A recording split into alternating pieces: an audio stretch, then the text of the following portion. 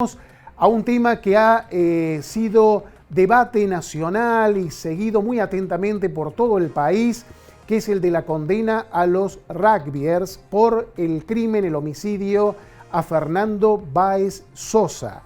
Ayer se conoció la condena para 5 de ellos, prisión perpetua y 15 años de prisión para los restantes 3. Recordemos que son 8 los rugbyers acusados. Y para analizar un poco esta cuestión, estamos en comunicación directa con el ex juez Oscar Testa. Buenos días, doctor. Hola, ¿qué tal, Marcelo? ¿Cómo están? Buen día. Buen día. Bueno, doctor, ¿qué análisis hace del fallo, de la condena?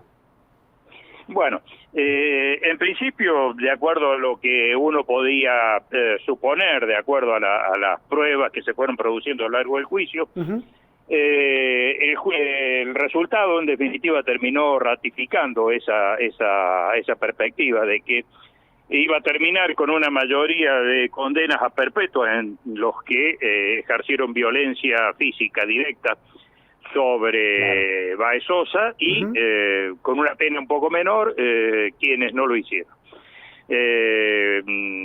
Releyendo la sentencia, realmente los fundamentos son sólidos y lo que de alguna manera por allí se podría llegar a cuestionar un poco tiene que ver con la participación secundaria de los 3 que reciben la pena de 15 años de prisión, que probablemente en la casación eso tenga algunas perspectivas de ser revocado y puedan llegar a ser considerados partícipes primarios y no secundarios. Ajá. Y otra cuestión discutible también en casación, de final un tanto incierto, puede ser la calificante de alevosía que se le impuso. De cualquier manera es una cuestión técnica que no va a tener incidencia respecto al monto de la pena, es decir, de la condena perpetua de los 5 que pegaron, porque puede haber 1, 2, 3, 5 calificantes y la pena siempre es prisión perpetua, y la calificante de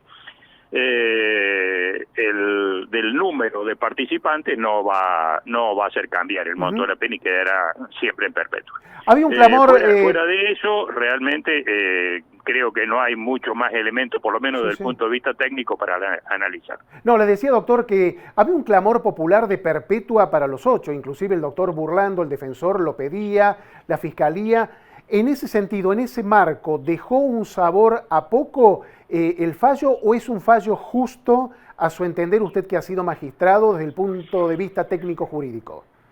Mira, voy a tratar de ser lo más claro y preciso posible como para que esta situación se entienda.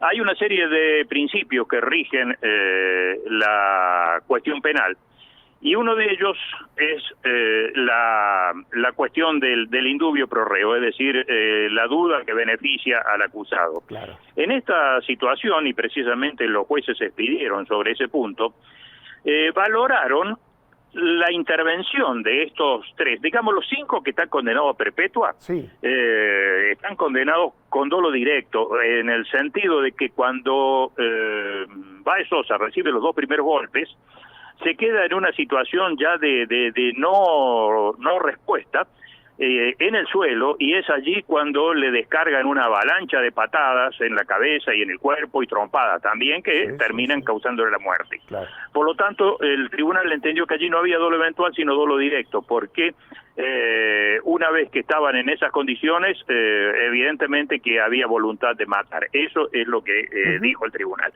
Respecto de los otros 3, y ahí es donde está la cuestión de la duda, es si la participación, porque como ellos no golpearon a la víctima caída en el suelo, si la intervención de ellos fue determinante o si fue coadyuvante en la comisión del entendieron que precisamente como no quedaba lo suficientemente claro, los condenan como autores secundarios del delito y no primarios. ¿Qué significa esto de ser autores secundarios del delito?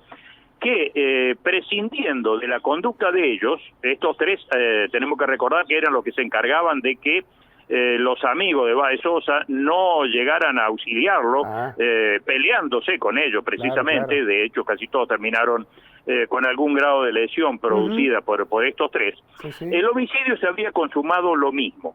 Por lo tanto, esa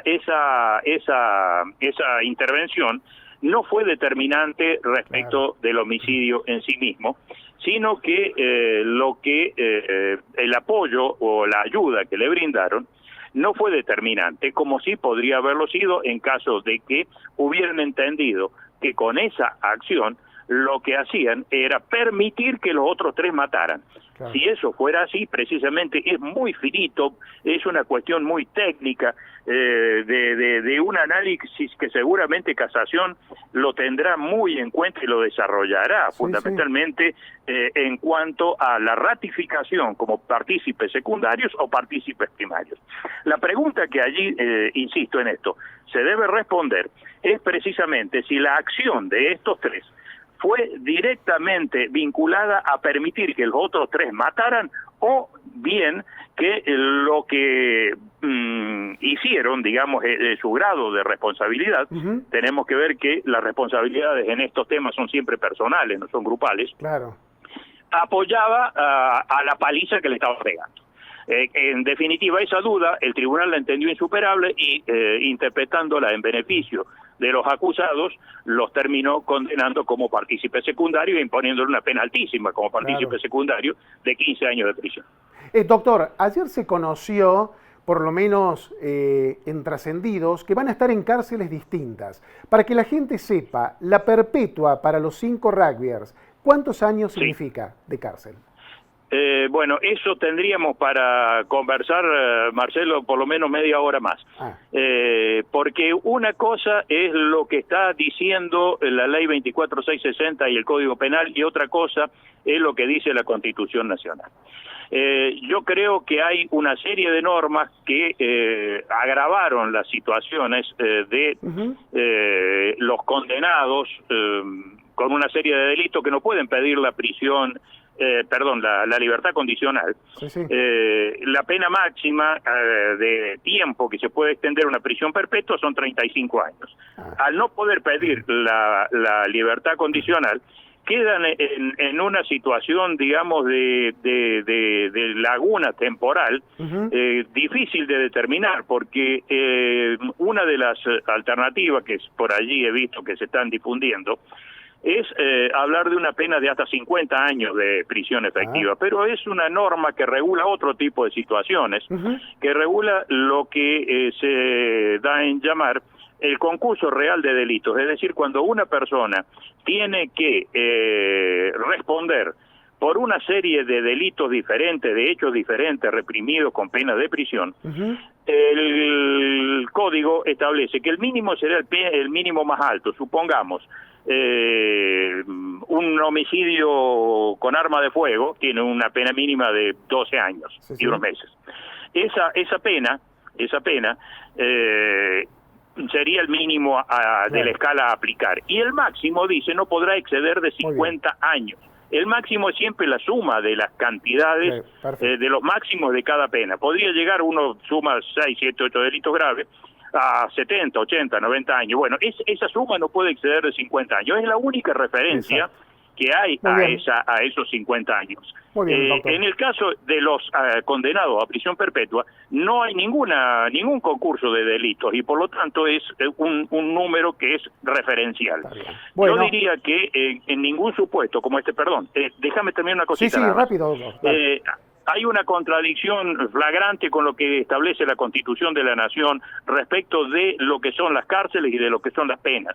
Están prohibidas las penas inhumanas, las penas degradantes, y ese tipo de extensión temporal tan extenso, a mí me hace concluir que planteadas dentro de 35 años van a tener que estar adentro. De eso no caben dudas. Pero de allí la inconstitucionalidad lo va a hacer salir antes. Muy bien, doctor, muchas gracias por este contacto. No, por favor, a su disposición para lo que haga falta y bueno, y pido disculpas por la extensión. Está bien. El doctor Oscar Testa la condena a los rugbyers. Nos vamos hasta el jueves próximo.